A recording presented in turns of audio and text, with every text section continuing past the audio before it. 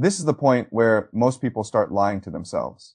They tell themselves Israel can still hold. They tell themselves America can still control the escalation. They tell themselves the defenses will stabilize. The oil will keep moving. The markets will calm down. And then somehow all of this will settle into a bad but manageable equilibrium. I do not believe that anymore. I think the nightmare is already here. And the nightmare is not one single strike, not one single barrage, not one dramatic headline.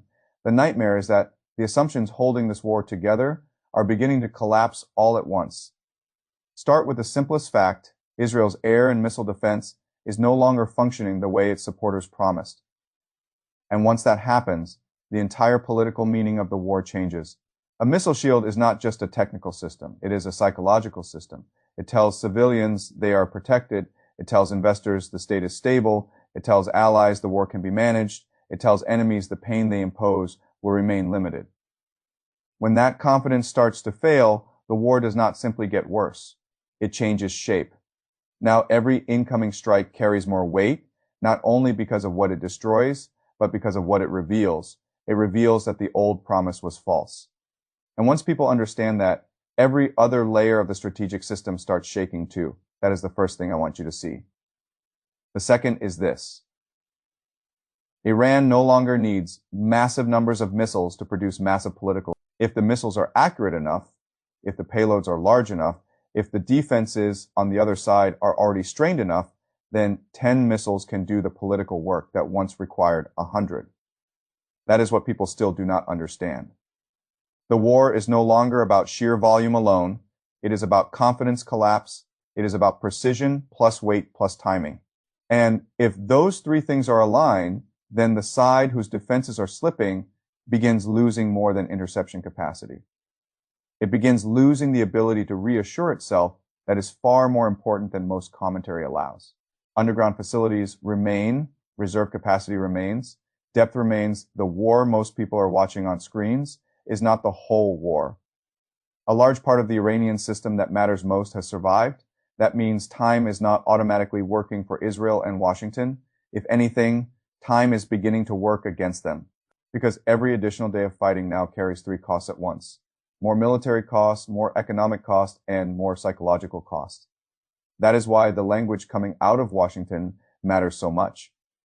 At the beginning, the language was triumphalist, shock, decapitation, pressure, resolve.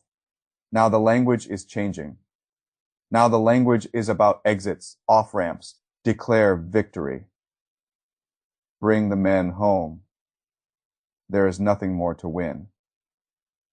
That kind of language does not appear in public by accident.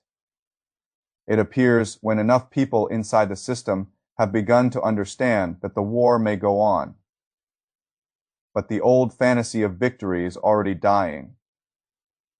That is where we are. This war was launched in ignorance and arrogance. Ignorance, because Washington and Tel Aviv still did not understand Iran. Arrogance, because they assumed enough force would produce enough fear, and enough fear would produce submission. But Iran is not a brittle little client state. Iran is Persia, a civilizational state with deep memory, deep identity, deep strategic patience, and a political society that may be divided internally on many issues, but is not going to accept strategic humiliation from outside powers simply because the outside powers demand it. That was the first mistake. The second mistake was even worse.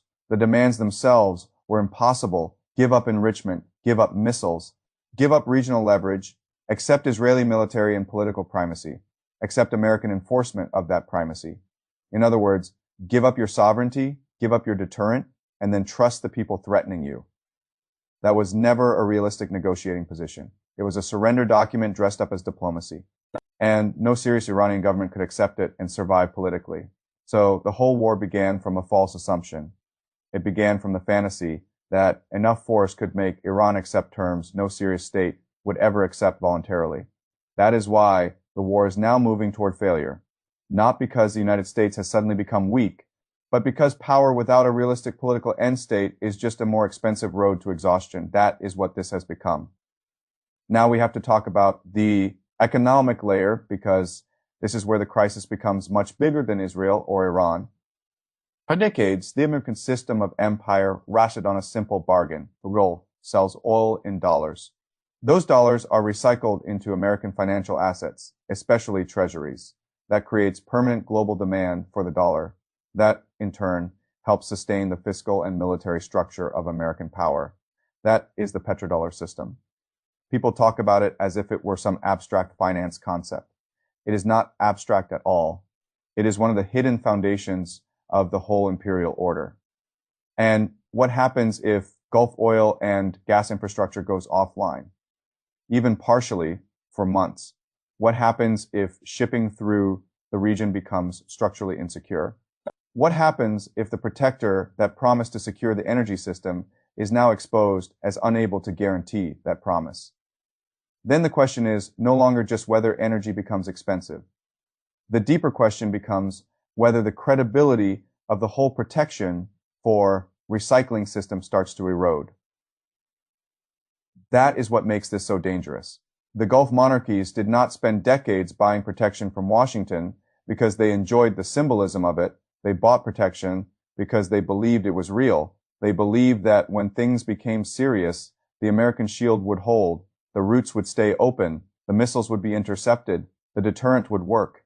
Now, they are discovering something much uglier. The missiles still get through, the routes are not secure, the Houthis could not be subdued. Iran cannot be brought to heel. And the very region that was supposed to demonstrate the durability of American power is now exposing its limits. That changes everything. Because once the clients begin to understand that the protector cannot actually protect in the way it promised, the political relationship changes. And once the political relationship changes, the economic relationship changes. And once the economic relationship changes, the petrodollar system itself begins entering a more fragile phase. This is why I think the war is larger than most people are willing to admit. This is not just a question of whether Israel can sustain itself under missile attack. This is not just a question of whether Trump can find an off-ramp. This is a question about whether the imperial financing model itself is being stress tested in real time. And if that model starts to crack, the consequences will not be regional. They will be global. You can already see the pressure accumulating. Europe is fragile. Asia is fragile. Debt is enormous. Currencies are fragile. Energy sensitivity is high. So if you now add a prolonged Gulf shock on top of that, you are not talking about a regional war with bad side effects. You are talking about the possibility of global recession, maybe depression. That is why the pressure inside Washington is intensifying. At the beginning, it was all confidence. Now the whispers are different. Now the whispers are about getting out, and that tells you something very important. Enough people inside the system have begun to understand that this war may continue, but the chance of turning it into a meaningful victory is shrinking. This is where the Iranian strategy needs to be understood properly. Too many people still think in the old categories. Can Iran beat the United States militarily? That is the wrong question. Iran never needed to beat the United States in the conventional sense. Iran needed to do something much more realistic and much more dangerous. It needed to make American victory politically, economically, and psychologically unaffordable. That is the strategy. And if you look honestly at the war now, you can see that this strategy has been far sharper than most people in Washington wanted to admit. The missile campaign was not simply about destruction. It was about exhausting missile defenses. It was about exposing their limits. It was about showing the Gulf states that the American protection guarantee is weaker than advertised. It was about showing Washington that escalation produces wider instability faster than political control. That is why I keep saying deterrence has failed. Deterrence was supposed to prevent this stage from ever arriving. Deterrence was supposed to keep Iran from crossing certain lines. Deterrence was supposed to reassure the Gulf. Deterrence was supposed to make escalation too costly. Instead, all we have discovered is that the old deterrence story no longer maps onto reality. That is what makes the nightmare real. And then there is the munitions question. This matters more than people. The United States still has vast stocks of ordinary munitions, but that is not the real issue. The issue is the expensive, specialized systems, the advanced interceptors, the exotic missile defenses, the systems required to keep a technologically superior military alive against a serious missile power. Those stocks are not infinite, and the production base behind them is not configured for a long industrial war. That is another uncomfortable truth. America has structured itself for short wars of punishment. It has not structured itself for prolonged industrial missile wars against resilient regional powers. Iran understands this. Russia understands this. China understands this. And that is why the manufacturing comparison matters so much. The side that can regenerate enough pain faster than the other side can regenerate enough protection. Gains an advantage over time, even if it began weaker. That is how long wars are decided. Not by television graphics, by endurance, by production, by patience, by political. This is why the comparisons to the Houthis are so revealing. If Washington could not suppress a much weaker actor in Yemen, why did it think it could compel a civilizational state of over 90 million people to surrender? That was never analysis. That was fantasy. And fantasy always survives the first week of war better than it survives the second month. Now let us talk about regime change, because that fantasy is still circulating too. But this war has actually made regime change less likely in the near term, not more. This is one of the oldest mistakes in strategic history. If you want internal change inside a rival state, direct military assault is often the best way to delay it. Why? Because bombing produces nationalism. It forces cohesion. It makes internal critics into patriots. It turns argument into survival. That is exactly what has happened here.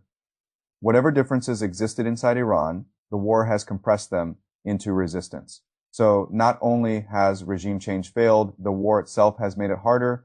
That is another sign of strategic failure. And that is why, if a settlement comes, it is likely to be deeply humiliating for Washington.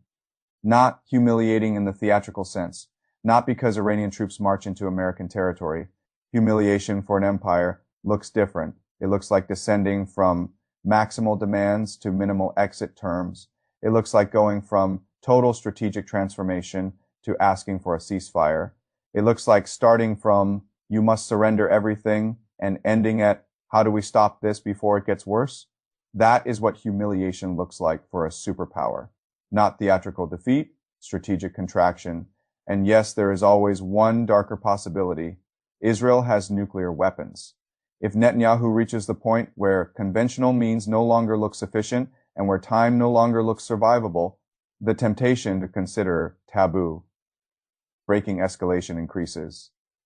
I do not say this casually, and I do not say it because I think it is tomorrow morning. I say it because once conventional deterrence fails and political endings disappear, decision makers begin staring into doors they would previously have called a door were open. The consequences would be world historical, not regional world historical. Because there are many powers on Earth that would not tolerate the normalization of nuclear use in this conflict. That is why this war is now living inside a much more dangerous zone than most commentary is willing to admit.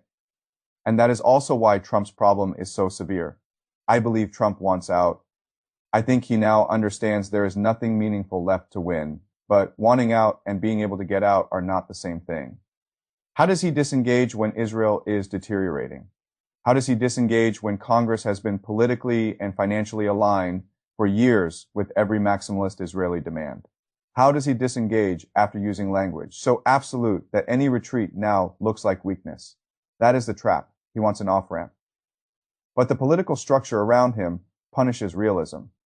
That is why I think the next stage will be one of frantic private mediation. Someone, somewhere, will have to help Washington climb down. Not because America wants dignity, because America needs escape. And the terms of that escape are likely to be much smaller, harsher, and more humiliating than anyone in Washington wants to admit right now. So where does this go? Look at the structure. No realistic end state. No credible path to regime change. No clean ground option. Missile defenses degrading. Munitions, stress rising. Energy shock deepening. Petrodollar credibility weakening. Allied confidence fraying. Domestic political will eroding. That is not the beginning of victory. That is the anatomy of imperial retreat. And that is why I think the real question now is not whether Israel can win. The real question is how much more pressure the system can absorb before the illusion finally breaks. Because once the illusion breaks, events move very fast. And if you want the whole story compressed into one line, it is this. The nightmare is not that Israel and the United States were hit harder than expected. The nightmare is that they are finally discovering the war they chose cannot produce the future they demanded. And once a war reaches that point, the ending may still take time, but it is already written inside the structure.